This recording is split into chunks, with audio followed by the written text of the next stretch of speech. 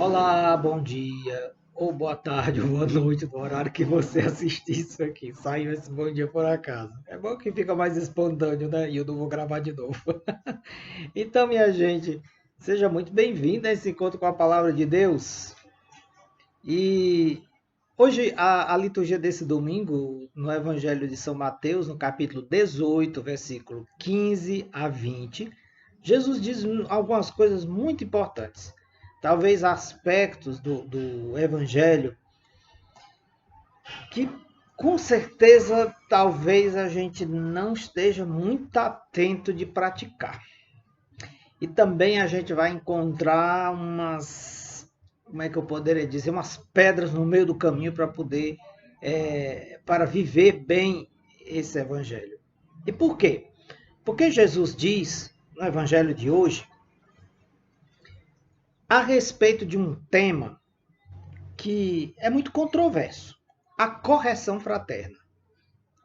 E aí ele coloca três elementos, três fases, três etapas na correção. Então, se o irmão pecar contra ti, vai corrigi-lo, mas em particular. Não é correção pública.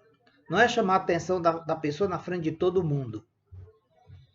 Não sei até que ponto isso é produtivo fazer esse tipo de coisa. Talvez pode criar, em vez de um processo de reconciliação, um processo há um risco muito forte de muitas feridas, de mais mágoa, de mais ressentimentos, e se a pessoa tiver uma tendência de ser rancorosa, aí o estrago pode ser meio grande. Em particular, conversar com a pessoa, trocar umas ideias com ela, né? Dizer onde foi que, para esclarecer, às vezes a pessoa não queria nem ofender, talvez a pessoa soltou algumas coisas e achava que aquilo ali não tinha nenhum problema, mas só que o seu interlocutor, ou seja, aquele que deve exortar, ficou ofendido. O diálogo esclarece tanta coisa, né? O diálogo esclarece tanta coisa. A gente pode dizer, como o Papa São Paulo VI, que o diálogo é o novo nome da caridade. Quanta caridade no diálogo! Quanta caridade a gente conversar, trocar ideias, esclarecer as coisas. Mas vai corrigir o teu irmão em particular, a sós contigo, em primeiro lugar. E se o irmão ouvir quer dizer obedecer, né? Obedecer, se ele obedecer, se ele te ouvir, tu ganhaste o teu irmão. Teu irmão não se perdeu. Olha que coisa interessante. Tantas vezes, talvez tanta gente se perdeu por aí. Por quê? Porque faltou quem exortasse. Faltou quem corrigisse. Faltou quem se interessasse de verdade pelo bem dele. Mas qual é o critério para corrigir? Os princípios do Evangelho. Se nós somos cristãos, os princípios do Evangelho oferecem os critérios para nós trilharmos a nossa vida. E também para fazer uma correção de rota, uma correção de percurso quando a gente se desviou, ou para a direita ou para a esquerda, etc. Se o irmão não ouvir, chama mais uma ou duas testemunhas. Ou seja, chama mais três pessoas ou duas pessoas, para que sirva de testemunho. Se nem assim a pessoa quiser ouvir, dize-o à igreja. E se nem a igreja lhe quiser ouvir, seja tratado como se fosse um pagão ou um pecador público. Aí é porque a pessoa não quer ser corrigida. E é interessante, dize-o à igreja. Porque a igreja, de verdade, tem autoridade para impor sanções canônicas, penalidades canônicas. Mas para quê? É simplesmente para massacrar alguém? Não, é para corrigir a pessoa. Quando a igreja tem um código no direito canônico, tem as penalidades canônicas, é com qual objetivo? Para que a pessoa se corrija, para que a pessoa viva e para que a pessoa não persevere no mal, porque perseverar no mal significa buscar a própria ruína. E aí, e por que a igreja? Porque a igreja recebeu de Cristo o poder de ligar e desligar. Tudo que ligardes na terra será ligado no céu, tudo que desligardes na terra será desligado do céu. O Senhor não concedeu esse poder a todos. O Senhor não soltou não deu essa autoridade assim a esmo. Ele deu essa autoridade à sua igreja. É por isso que nós precisamos caminhar com a igreja.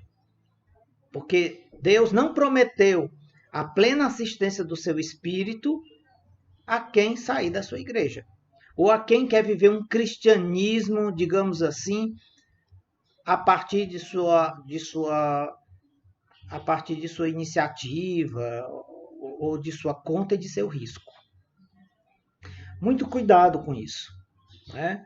Nós corremos o risco de nos desviar de uma maneira muito perigosa do caminho da salvação, do caminho do céu, quando nós, conhecendo a verdade, conhecendo o que é que Deus fez na sua igreja, os objetivos de ter instituído a sua igreja, quando nós negligenciamos esse instrumento que Deus colocou na nossa vida para que nós nos aproximássemos dele.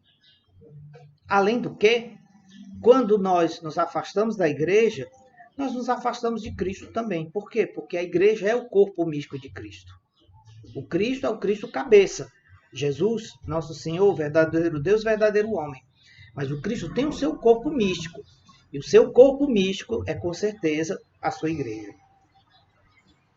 E aí tem uma outra coisa, como nosso Senhor gosta, como nosso Senhor aprecia e dá muita autoridade às nossas assembleias.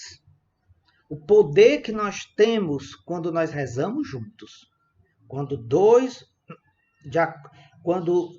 Ele diz assim, se 2 de vós estiverem de acordo na terra sobre qualquer coisa que quiserem pedir, isso lhes será concedido por meu Pai que está nos céus.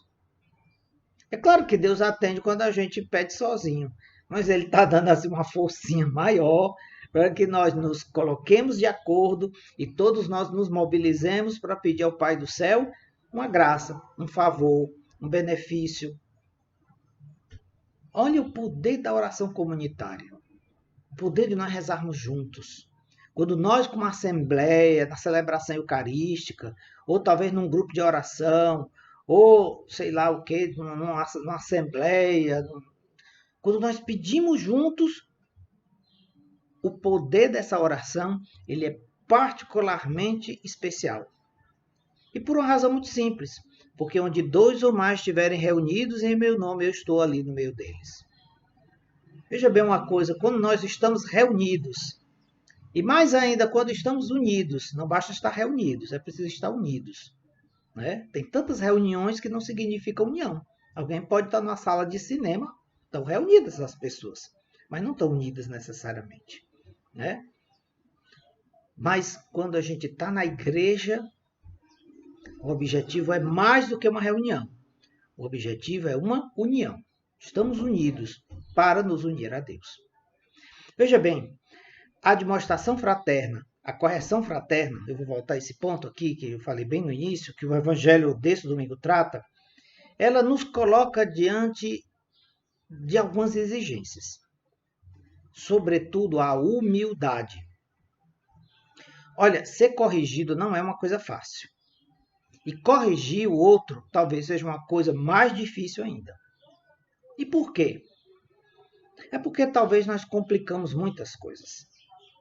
Se nós formos humildes, sinceramente humildes, se nós tivermos consciência de que a gente não enxerga tudo na nossa vida, né? Ninguém consegue enxergar a própria nuca. Os olhos não estão no raio de alcance do nosso olhar enxergar a nuca. Eu só vejo a minha nuca quando eu vou cortar o cabelo, que tem um espelho atrás assim, eu enxergo, vejo como é que tá, carequinha, não sei o quê. Não é verdade? Mas o outro vê. Então o outro enxerga certas coisas em nós que nós não enxergamos. É simples assim. Se a gente se deixar olhar pelo outro, no sentido de nós nos dispusermos a uma correção, a mudar a nossa vida, talvez isso pode ser uma ajuda primorosa. Pode ser até uma salvação de Deus, mas é preciso a gente ser humilde, viu? É muito importante a gente ser humilde. E é muito importante a gente criar uma relação de confiança recíproca, onde o outro pode se aproximar de nós e ele não vai ter medo de dizer as coisas. Não vai ter medo de nos corrigir. Quando nós deixamos abertos esses canais de diálogo para que o outro possa se aproximar e realizar esta obra misericordiosa, esta obra amorosa da minha correção, exatamente para que eu possa crescer, para que eu possa me converter, pode ter certeza que aqui nós temos elementos muito sólidos para dar passos muito decididos no caminho da nossa correção. E a nossa correção, ela é necessária para a nossa conversão. Uma pessoa que se converte, se não for uma pessoa que se corrige, essa conversão certamente é muito suspeita. Olha, o amor, quem ama o próximo, está cumprindo a lei. Diz o apóstolo Paulo na carta aos Romanos, no capítulo 13, versículo 8. Quem ama o próximo está cumprindo a lei. E amar o próximo não é só gostar do próximo. É promover o verdadeiro crescimento no próximo. Amar o próximo é procurar o verdadeiro bem do próximo. Fica essa dica, tá bom? Que Deus te abençoe e que o Espírito Santo te acompanhe dentro desse processo de vida fraterna, onde nós, sendo responsáveis pelos outros, ajudamos os outros a crescer e também nós crescemos dentro desse processo. Um grande abraço, fica com Deus, que a bênção do Senhor fique contigo.